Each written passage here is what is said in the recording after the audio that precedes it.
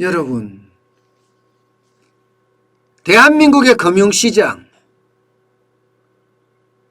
저는 완전히 붕괴돼 가고 있다고 생각을 합니다.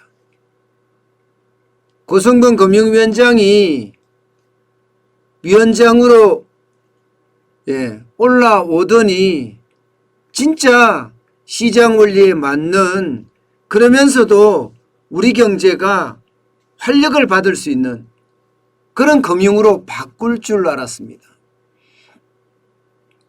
그런데 결과는요, 솔직히 참혹합니다. 금융시장에서 시장 원리마저도 완전히 부셔버렸습니다. 이제는 관치금융이 아니라 그냥 정부가 금융을 하는 것 같아요. 정부 금융 같아요. 이런 걸 보면 말입니다. 이러다가 시장이 붕괴되는 것 아니냐, 이런 우려감마저 들고 있습니다.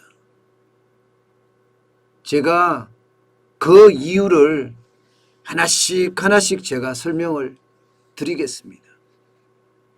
첫 번째는요, 여러분도 아시는 것처럼 말입니다.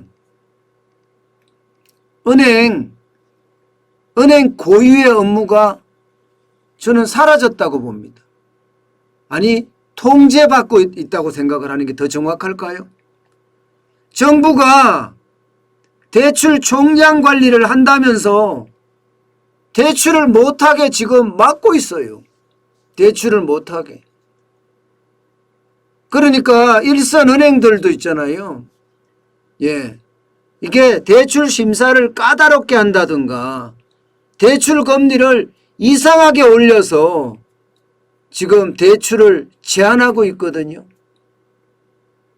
이게 맞는 방법인가 이거예요. 여러분도 알다시피 금융이라는 게 뭐예요? 은행의 고유 업무가 뭡니까? 돈 빌려주는 일이에요. 그리고 이자 받아서 은행을 경영하는 일이 은행의 아주 기초적인 고유의 업무입니다. 그런데 이 고유의 업무마저도 지금 박탈당했다, 저는 이렇게 평가합니다. 농협만 하더라도 주택담보대출이든 신용대출이든 여기에 전세자금대출이든 지금 다 막아놨잖아요. 사실 전세자금대출은 해준다고 하지만 이것도 만만치 않습니다. 오른 만큼만 해준대요. 오른 만큼만. 이게 저는요, 지금 금융시장이 곧 붕괴된다는 그런 첫 번째 조짐이라고 생각을 해요. 시장경제라고는 눈을 씻고 찾아봐도 없잖아요. 두 번째는요, 세부적으로 들어가 보면 진짜 심각해지고 있습니다. 여러분 이거 한번 보세요. 저는 이거를 보면 소름이 쫙 끼칩니다. 왜냐고요? 여러분 신용등급이 높은 1등급, 2등급의 대출금리 보세요.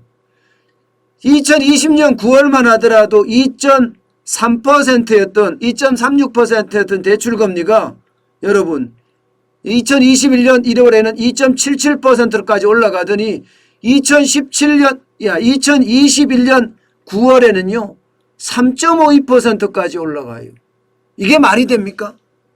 아니 신용등급이 높으면 대출금리가 낮아지는 게 일반적인데 오히려 더 많이 올라갑니다.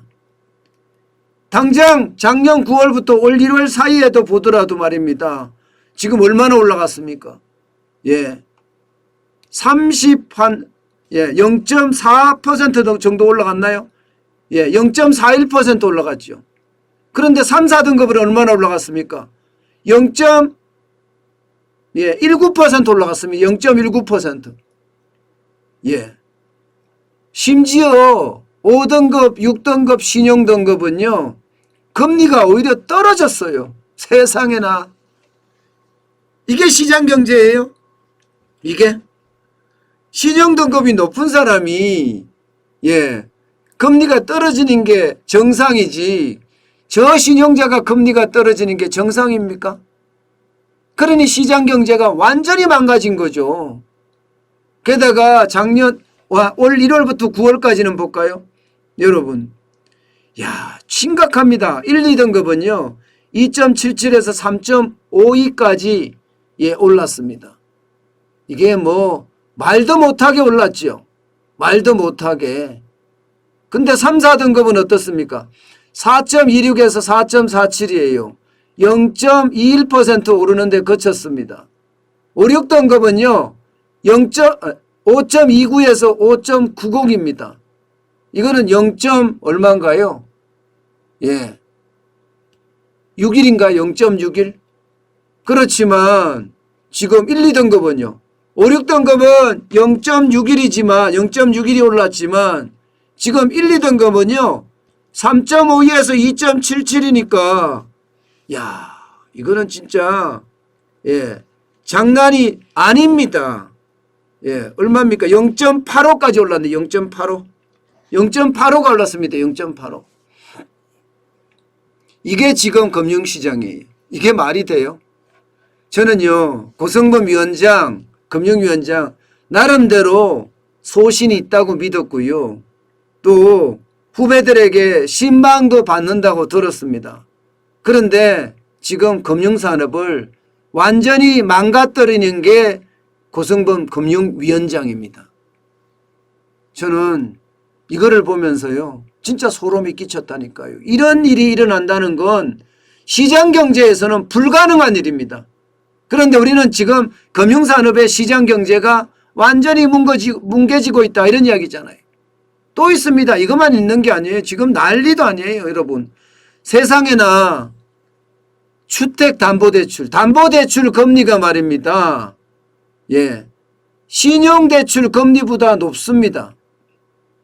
이게 말이 돼요, 여러분? 일반적으로 담보가 있기 때문에 금리가 낮은 게 정상이에요. 신용대출은 담보가 없기 때문에 높은 게 정상이에요. 그런데 주택담보대출 고정금리는 상단이 5.38%입니다. 5.38%. 신용대출 상단은 4.68%입니다. 4.68%. 이것만 하더라도 지금 시장이 얼마나 망가지고 있는지 여러분 보이시죠? 저는 지금 차이가 얼마나 나나 하면요. 0.72%가 차이 납니다. 0.72%. 이게 여러분 어떻게 생각하면 충격 중에 충격입니다. 0.72%가 아니라 0.7% 차이 나네요. 충격 중에 충격입니다. 도대체 금융을 이렇게 만드는 이유가 뭘까요? 금융이라는 게 여러분 산업의 핏줄이라고 이야기해요. 돈을 어떻게 공급하느냐에 따라서 여러분 그 산업이 살고 그 산업이 죽고 그런 게 결정이 돼요. 오죽했으면 중국 같은 경우는요. 주식시장의 1위가 그 모태 기준가요? 술이에요. 술. 그런데 2위부터 시작해서 주구장창 전부 다 금융이거든요. 중국계 금융회사들이 2위부터 다 장악을 하고 있어요. 이 말은요. 금융을 장악해야 산업을 장악한다는 그런 중국식 사고방식이 실제로 먹히고 있고요. 돈을 정부가 다 쥐고 쥐락펴락 하는 거예요. 그러니까 국민들도 정부만 바라보는 겁니다. 지금 우리가 그 짝이 아닌가 싶어요. 우리가 그 짝이 아닌가. 아니 이렇게 왜곡되고 이렇게 망가지고 이래도 괜찮은 건가요? 여러분 이것뿐만 아닙니다. 지금 한두 가지가 아니에요. 진짜 금융시장이 붕괴된다는 이야기 이 말입니다. 여러분 1금융권하고 2금융권 사이에도요. 자칫 잘못하면 금리 역전이 일어나게 생겼어요. 아니 역전이 일어났습니다. 지금 주택담보대출에서만 주택담보대출금리가 여러분 9월 달에 은행이 3.01%거든요. 평균이. 그런데 상호금융권, 이금융권입니다. 3.05입니다. 3.05. 세상에 이런 일이 어디 있습니까? 세상에 이런 일이. 이제 은행이 1금융권이 1금융권 역할을 못하는 건가요? 이거는 지금 거의 따라갔죠. 예, 거의 따라갔지만 신용대출은 역전됐습니다. 역전. 예, 역전됐어요. 신용대출은 여러분 보시다시피 예, 올 9월에 은행권의 금리는 4.15입니다. 이금융권 상호금융이라고 이야기하는 뭐 저축은행 같은 데는요 3.84예요. 3.84. 세상에 이런 일이 벌어졌습니다. 아마 이거는 해외 토픽감입니다. 해외 토픽감. 시장 경제가 있는 곳에서 여러분 이런 일은 일어나지 않습니다. 시장 경제가 있는 곳에서. 대한민국은 문재인 정부 4년 반 만에 지금 금융만큼은 예, 좌파 금융이 된 것 같아요. 정부가 통제하는 금융. 완전히 예, 사회주의 금융 산업으로 발전된 것 아니냐. 발전? 망가진 것 아니냐. 이런 생각이 저는 절로 듭니다. 신용대출 금리도 역전이 됐죠. 자체적인 예, 담보대출하고 신용대출 금리도 역전이 됐죠. 심지어 고신용자, 저신용자도 금리도 역전이 됐죠. 그러니 금융시장 고유의 업무가 완전히 망가졌다. 저는 이렇게 이야기할 수 있는 겁니다. 여러분 문제는요. 이렇게 되잖아요. 이렇게 되면 여러분이 여기서 딱 보시는 게 핵심적으로 볼 수 있는 게 이거예요. 돈 쓸 수 있는 사람이 돈 쓸 수 없다는 사실입니다. 여러분 이거는요. 예, 고신용자는 일반적으로 부자 내지는 예, 돈 있는 사람이에요. 돈 있는 사람. 돈 있는 사람에게요.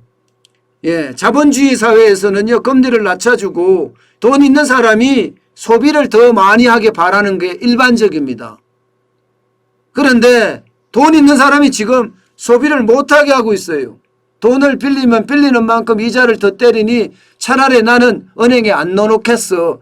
은행에서 돈 안 빌리겠어. 이렇게 생각하는 사람들이 더 많아진다는 얘기잖아요. 그러면 여러분 경제에서 소비가 무너지면요.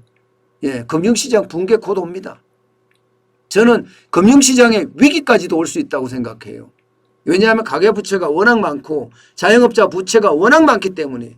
자영업자 부채가 지금 1,000조에 달하잖아요. 1,000조. 가계부채는 1,805조고요.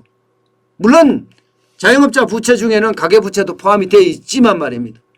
저는 이게 무너지면 인정사정 없이 무너진다고 생각해요. 지금 우리 경제가 이만큼 예, 정부가 마음대로 쥐락펴락한다. 시장에 맡겨놓지 않는다. 그래서 시장이 지금 무너지고 있다. 이런 얘기를 예, 하고 있습니다. 오죽했으면 홍콩계 증권사인가요? 외국계 증권사 CLSA인가요? 여기에 리서치 센터장인 폴 최는요. 대한민국의 시장 원리는 파괴됐다. 훼손됐다. 이렇게 이야기합니다.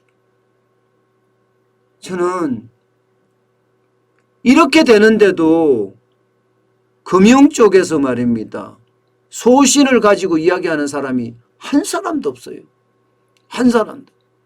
우리 국민이 착한 건가요? 아니면 진짜 우리 국민이 이거는 제가 진짜 쓰기 싫어하는 말인데 그냥 말하면 말하는 대로 따르는 주면 주는 대로 먹는 개돼지인가요? 저는 제가 개돼지 된 것 같아서 예, 이 말을 진짜 안 쓰는 표현이거든요. 그런데 쓸 수밖에 없는 상황이 돼버리고 하고 있어요.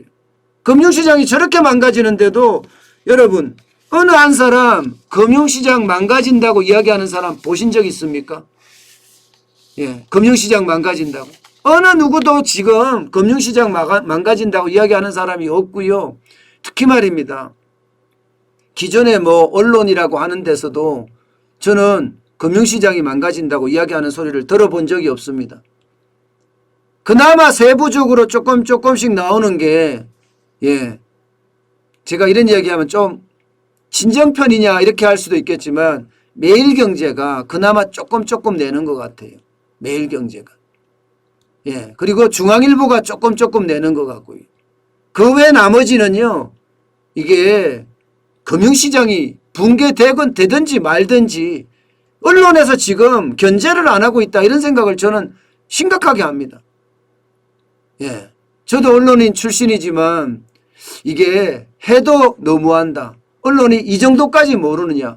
금융이 이렇게까지 망가지고 있는데 도대체 언론은 뭘 하는 거냐. 이런 생각을 절로 합니다.